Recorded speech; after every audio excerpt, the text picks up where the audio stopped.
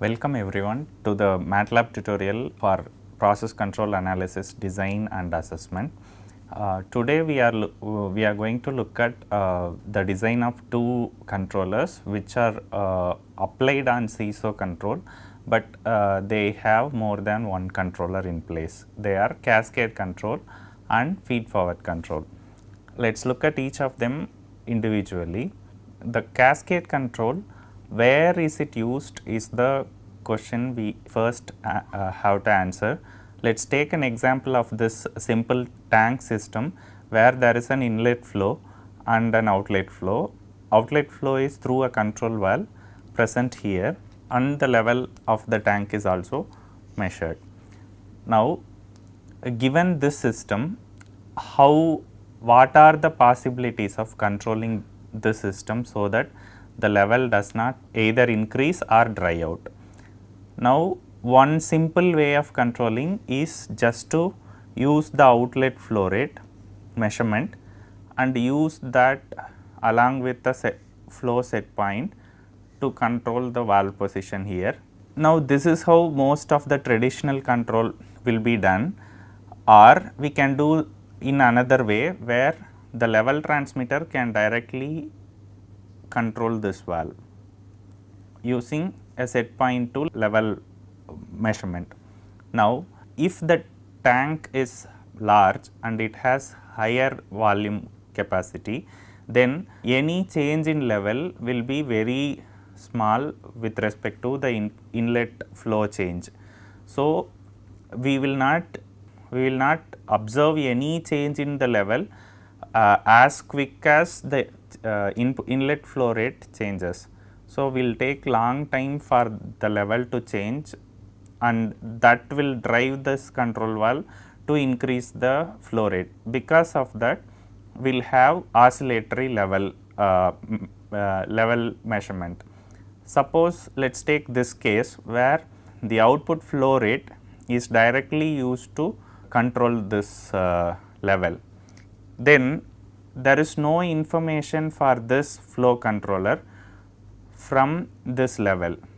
So, this flow controller only looks at the set point of the outlet flow which we are setting and the flow transmitter reading, and with this error it controls the control valve opening. So, there is no information about either the variation of Fi or the variation of level which is indicated by the level transmitter LT. Now, this cascade controller looks at controlling introducing another controller in addition to this flow control valve. Let us see how it can be done. Suppose we can decompose the process into two different processes, and we can measure the intermediate variable. Then this is how it will look without any cascade control.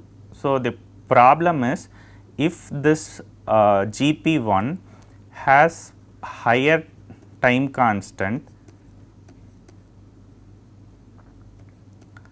or if it has sufficient amount of delay, then any effect of this controller will be felt only after this time delay or this residence time in the output. So, irrespective of the tuning of this controller, we may not be able to control the output such that it reaches the set point quickly. So, in this case, if there is a measurement available in between GP1 and GP2, then we can think of adding another layer of controller which is cascaded along with this original controller. Now, in this configuration, notice that we have added one more controller C2, and this controller controls the process 1. This loop is called inner loop or slave loop of the cascade control. The outer loop are the master loop is consists of everything including the inner loop. Now, notice that the set point of the second controller is set by the controller C1. So, any change in the output as measured by the measurement device will change the set point of the controller 2 via controller 1, and this controller 2 will act as fast as possible because of the fact that we are measuring the output of GP1 here. Now, the first case where only the flow transmitter of the tank system is used to control the flow controller looks like this. So, the flow transmitter gives the measurement to a flow controller here, and with respect to flow set point, this flow controller will manipulate the control valve given here. Now, when we have the measurement of this level also, we can have another controller in cascade with this flow controller such that the level measurement gives its measurement to a level controller, which compares it with a set point and gives the output to the set point of the flow controller. Notice that the flow controller set point, which was manual before, has become automatically changed in the cascade configuration. Now, let us look at the performance of a system with in both without cascade controller and with cascade controller, and see how the performance looks like. So, here I have configured two different systems. As you can see, there is a step change in the set point of the controller, and we have one PID controller here, and this constitutes GP1 and GP2. Notice that the denominator coefficient of GP2 is 300, that is, the denominator of the GP2 or the time constant of the GP2 is 300 seconds, which is like 5 minutes, and the second process, which is in series, has 2-second time constant. Now, as you can see, there is sufficiently high difference between these two individual transfer functions. Because of that, let us see how the performance looks without the cascade configuration, and see how it improves once we have cascade configuration. Let us run the code and see how the trend looks like.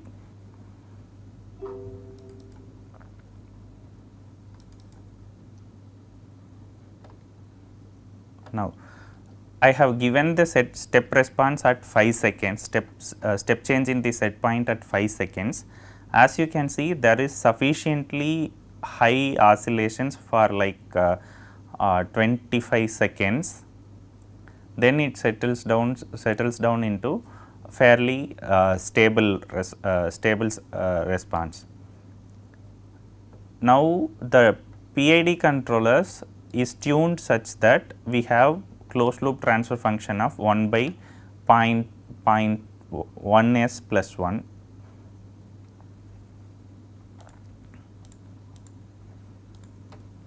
So, that you can see here, and the same controller has been configured here along with cascade configuration. Now, let us see how this looks and compare both the configuration without cascade control and the configuration with cascade control. So, now as you can see, the response of the transfer function with cascade control is fairly stable. There are no oscillations which is present in the configuration without cascade control. So, the main idea behind this simulation is that the cascade control is required when we have additional information present in the system, and the system can be decomposed into more than one transfer function. In such cases, we can include additional controller, and this controller changes the process transfer function such that the whole complete closed loop can be controlled in a better way.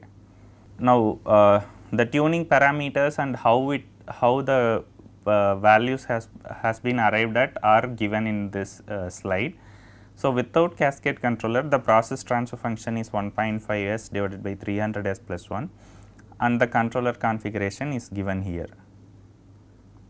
The same way with cascade controller, the main difference between this cascade control and without cascade control is that the second controller C2 controls only the first process GP1. So, the controller has been designed based on GP1 alone, not including GP2.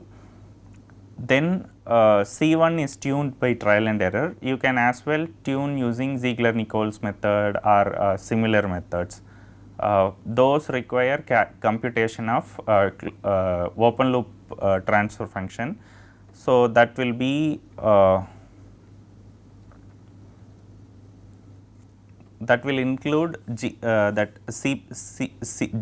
C2 divided by 1 plus GP1 C2 times GP2 as the open loop transfer function, and then we have to compute the controller configuration using direct synthesis method. With respect to feed forward control, when where we can use and how when there is a need for such control is a question we will answer with this example, where we have the same example of a large tank having one inlet flow and one outlet flow. Suppose the inlet flow is measured and the inlet flow has much variations, then the level of the tank will keep on varying. Because of that, you will have variations in this outlet flow also. If you have cascade control in such scenario, then you may end up having oscillations in both level and flow. That may not be desirable. So, in that case, we can take this information of inlet flow rate directly to a controller which is feed forward controller, and use that along with the traditional flow controller which we have here. So, the flow transmitter measures the outlet flow, compares with flow set point and gives the output to the control valve. So, we add it along with the flow controller present here. So, the same feed forward example given here is configured in the Simulink block diagram, and we will see how the performance differs between the configuration with feed forward control and the configuration without feed forward control. So, I have taken a different process transfer function like this, and the disturbance transfer function I have taken as 1 by 3s plus 2. Based on this process transfer function and the desired configuration, I have used direct synthesis to compute this controller configuration, and unit step step variation has been introduced at 25 second in the disturbance. Now, with feed forward controller, the same system has been used and the same controller which I have tuned for without configuration is used, along with additional feed forward controller computed as GD by GP. So, that will constitutes to minus 1 by 3s plus 2 into 4s square plus 3s plus 1.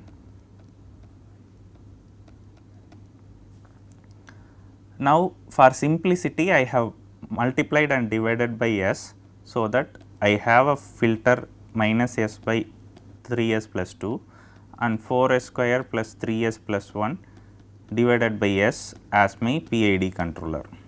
So, based on this, I have computed P, I and D parameters and I have entered these parameters into the PID block. This filter has been added for ease of implementation. So, let's look at the MATLAB simulation. First, let's look at the case where there is no feed forward.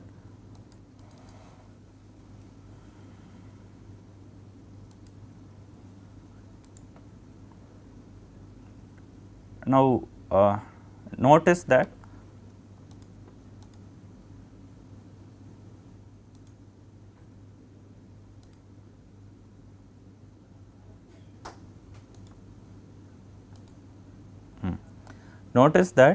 there is an oscillation present in the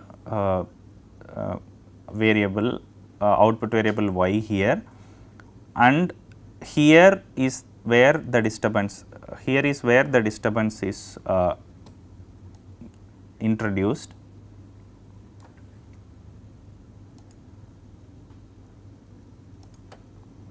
So, this place is where the disturbance is introduced and it takes 10 or 15 seconds to die down. Notice that it dies down after 15 seconds. Now,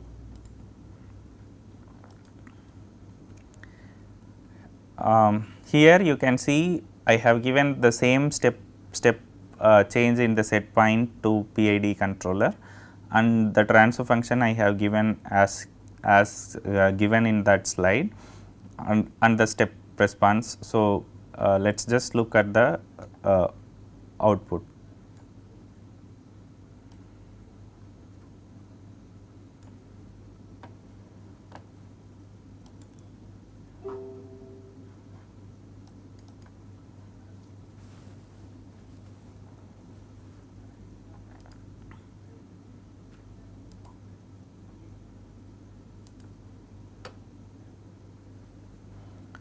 Now, what you are looking at here is two different scenarios where you have output 1, input 1, output 2 and input 2. Both of them have oscillations here till 15 seconds in the case where there is no feed forward control. But in the case of feed forward control, the oscillations die down faster and it stops around 35 seconds. And this is the input profile of both the cases. As you can see, the change in the input with respect to the change in the activation of disturbance happens slowly, but in the case of feed forward control, the action was fast first, then it gradually reduced to steady state. So,